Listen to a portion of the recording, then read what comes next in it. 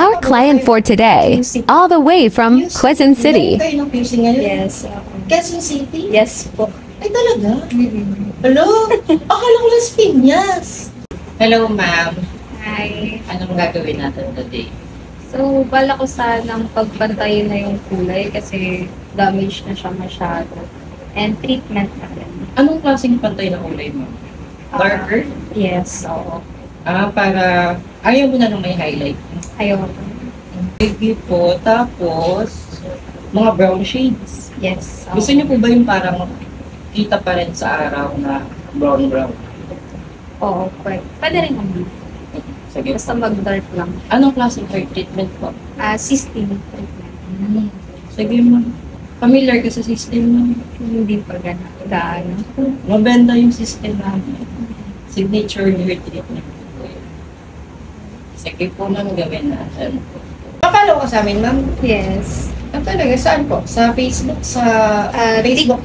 TikTok muna and then sa Facebook. Kaya pala di pala tayo friend, ma'am. Oh, Teka, saan pa po ba kayo? QC pa.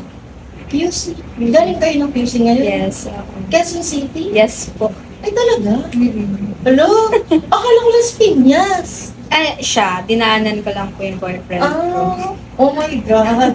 Ang layo na nararating ng Novel Curtis Studio. Sige, ma'am, kailangan worth it yung pagdayo mo dito. Sige po.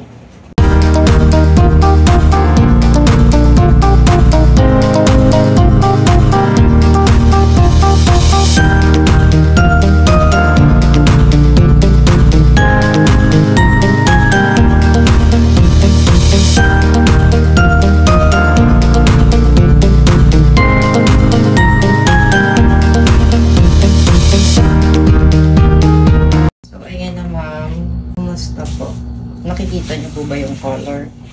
Yes, and na-achieve talaga yung gusto kong color na mas darker compare nung last kulay ko.